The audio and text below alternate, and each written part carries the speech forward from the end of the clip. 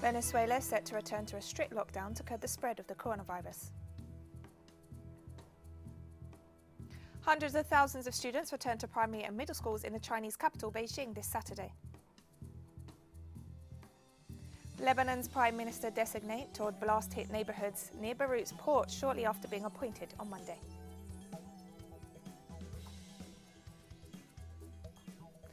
From the headquarters of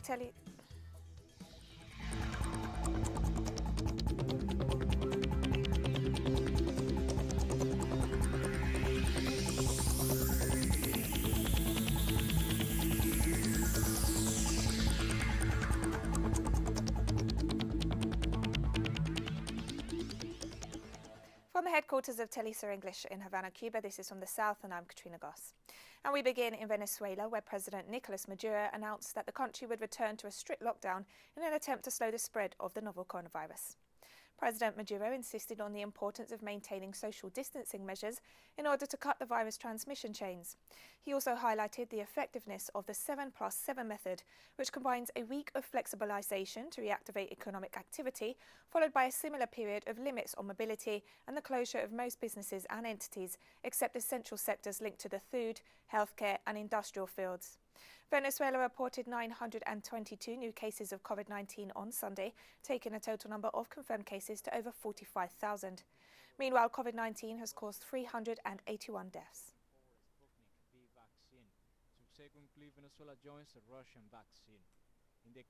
The Brazilian Health Ministry has reported 366 COVID-19 deaths in the past 24 hours. According to latest figures, the death toll now stands at almost 121,000. The epidemic shows no signs of slowing in Brazil, where only this weekend over 16,000 new cases were registered. Brazil has now reported over 3.8 million cases and is expected to cross the 4 million mark in the coming days. Despite the figures, authorities are lifting restrictions and hundreds of people continue to visit the beaches of Rio de Janeiro, one of the cities most affected by the pandemic in the country.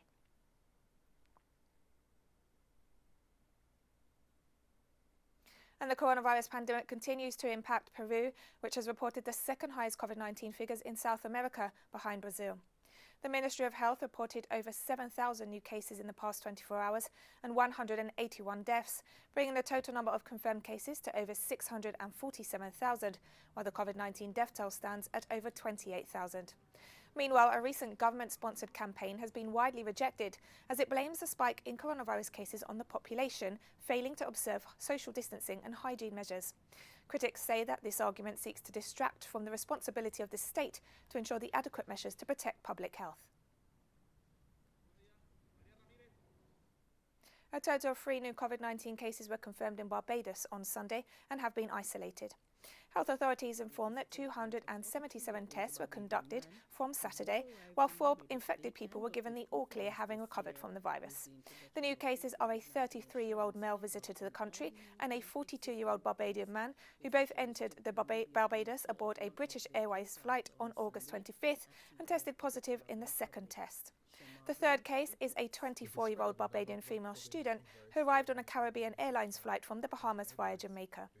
A total of 173 cases have been confirmed in the country, and there are currently 21 people in isolation, while 145 have recovered from the virus. US-based Johns Hopkins University showed global coronavirus cases surged past 25 million on Sunday, with British authorities have announced that anyone travelling from Jamaica to the United Kingdom will now have to undergo a mandatory 14-day quarantine period on arrival. The British Foreign and Commonwealth Office removed Jamaica from its list of Caribbean countries from which British citizens do not have to undergo a quarantine as of 4 a.m. Saturday. The FCO has issued a general warning to its citizens against all non-essential travel, but has created an exemption list of nations to which Britons can continue to travel. Barbados, Cuba, St. Lucia and Antigua and Barbuda remain on that list, which is frequently revised. Jamaica has now recorded over 1,800 COVID-19 cases and 21 deaths.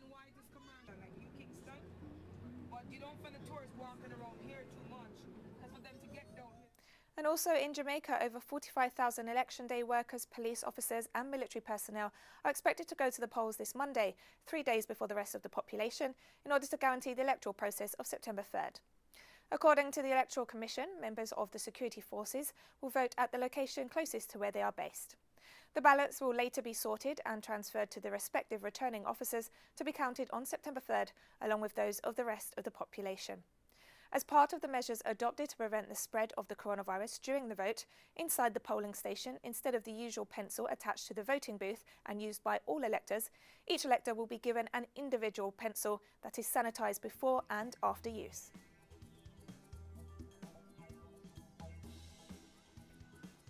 And we'll be right back after this very short break, so don't go away.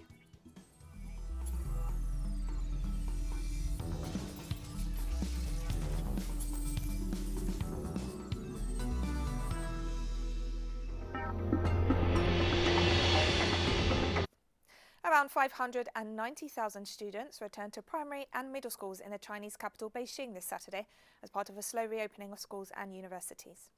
Schools were equipped with touch-free hand-washing equipment on each floor.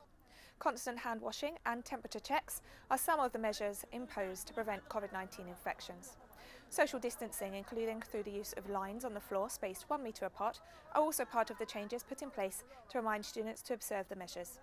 Beijing authorities deployed more than 1,000 inspectors to check anti-epidemic and security preparations, including facial recognition devices, social distancing, disinfectants and other measures to help halt the spread of COVID-19 in the city. I think it's quite moving, actually. I feel like it's very nice. The United States has seen another weekend of violence and shootings, with 10 people killed in Chicago as of Sunday evening. At least 50 people were shot in the city over the weekend in different incidents. Among those wounded in shootings this weekend were 2 police officers who were wounded while trying to disarm a suspect during a traffic stop in Harmon Square neighbourhood. A 3rd officer shot the suspect. Despite the spate of gun crimes, the media continue to focus on the alleged violence of Black Lives Matter protesters. In Portland, Oregon, there were clashes between the police and President Donald Trump supporters. According to local media, a Trump 2020 cruise rally made its way through the downtown Portland area, despite the police trying to keep it away from the area. Police authorities tweeted Saturday that there were clashes between demonstrators and counter-demonstrators and reported that 1 man was killed.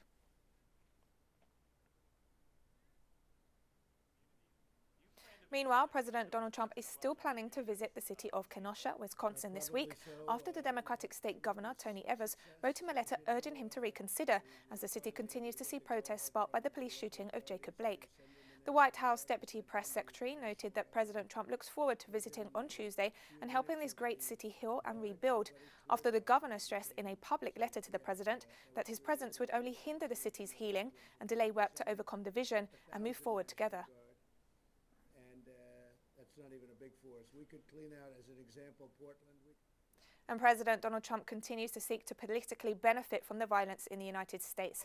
He's once again sent the National Guard to Portland, Oregon, to control protests, as he seeks to convince the public that Democratic state governors and authorities are incapable of controlling demonstrators.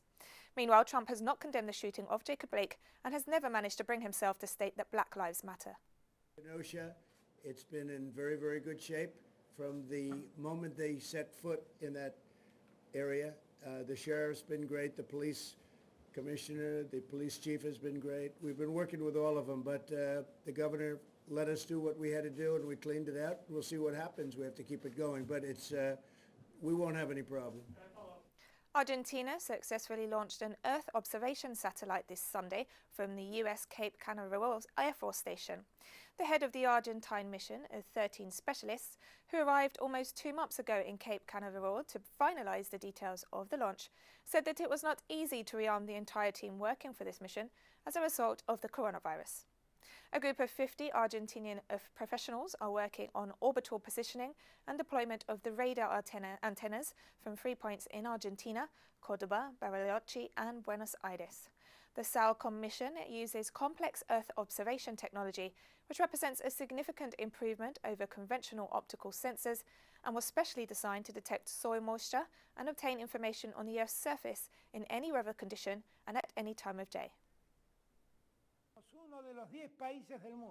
We are one of the 10 countries in the world capable of placing satellites like the one we just launched. This accomplishment fills us with pride in the midst of a complex pandemic with all the difficulties. We have not stopped this endeavor. It started back in 2007. In this context, let's celebrate. Let's be very happy. And the satellite, built entirely in Argentina, was praised by President Alberto Fernandez, who noted it would provide key data for agricultural production and emergency management. The idea of building this satellite was conceived 18 years ago during former President Néstor Kirchner's term, and the construction process took 8 years. What I am proud of is that this is done by Argentine scientists. This is Argentina science. This is the capacity of our scientists. This science, this technology, has been developed by our own scientists. We see them there at the Cordobese headquarters of National Commission of Space Activities, and that we see them there in Bariloche at the headquarters of Limbapes, the enterprise which we all Argentinians are proud of, the effort of the government of Rio Negro and the national state.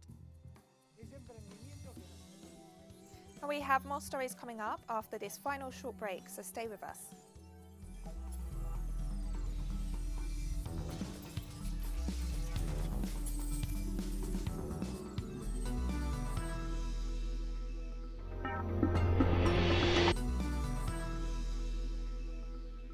Welcome back to From the South.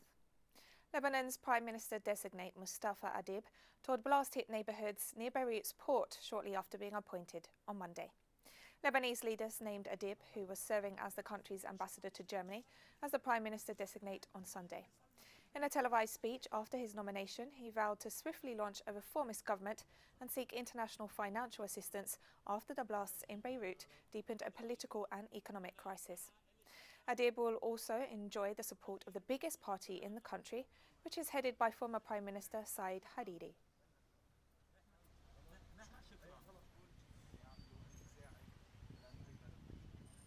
Belarusian President Alexander Lukashenko discussed plans for a referendum on constitutional reforms on Monday, following 3 weekends of protests by opposition sectors supported by Western powers over the result of the August 9th presidential elections. A return, as some say, to the 1994 Constitution, you and I have not simply lived it, but we have absorbed it within us. We saw what was happening then. Going back is probably not a movement. It is a change, but it is not progress. I would like these changes to move our society forward. We will insist on such changes and purpose such changes to our people.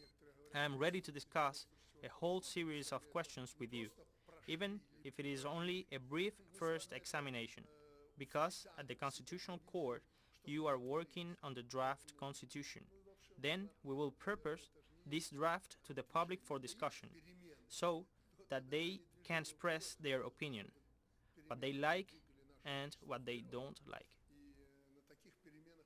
In Russia, the government is stepping up new measures to prevent the spread of the novel coronavirus after deciding to reopen schools. Authorities are set to adopt a number of measures in schools that include a strict schedule for lessons and breaks, the ventilation of classrooms, social distancing and a daily disinfection process. However, students are not being forced to wear face masks. Almost 5,000 new coronavirus cases were confirmed in the country in the past 24 hours, bringing a total to over 995,000. Meanwhile, the number of COVID-19 deaths rose to over 17,000.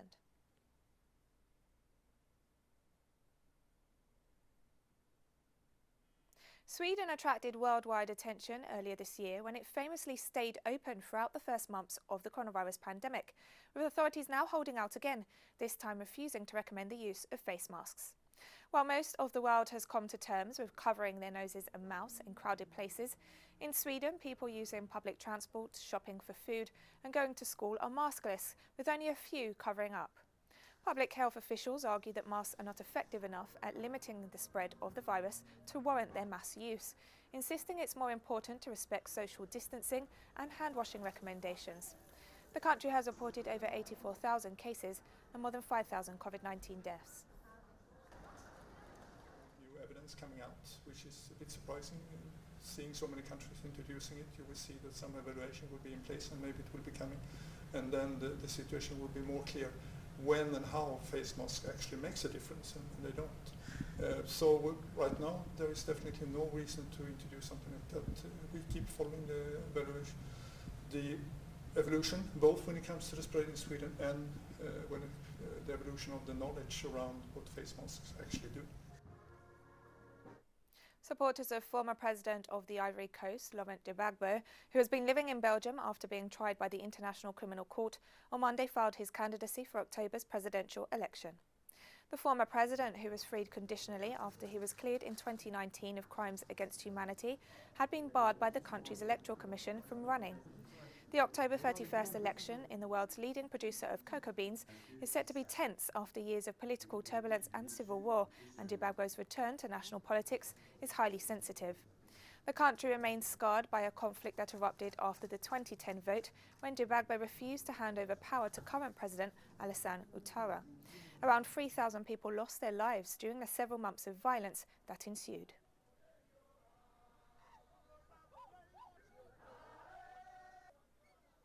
Iran's foreign minister stressed this Monday that the United States is enforcing the law of the jungle. In a message on social networks, Minister Mohammad Javad Zarif pointed out that the policy of all options on the table has long been a staple of US foreign policy and essentially means the law of the jungle, as it disregards the international principle of the non-use of force. He noted that the policy is also being applied domestically as President Trump threatens protesters. The diplomat noted that for several years the White House has threatened Iran with various moves, including war, and the Trump administration keeps these options on the table as Tehran disagrees with Washington on politics, economics, trade and the military. Residents in the Pakistani city of Karachi began cleaning ruined homes and businesses this Monday after flooding sent rivers of dirty water through the country's biggest city.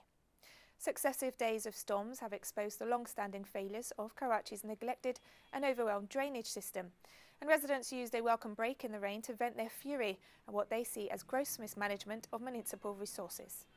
Authorities did not immediately comment. During a single day last week, 18 Karachi residents died from flood-related incidents. The water was so deep in places that children were seen swimming in the streets. More than 100 Pakistanis died in August because of the monsoon weather, which has also destroyed more than 1,000 homes.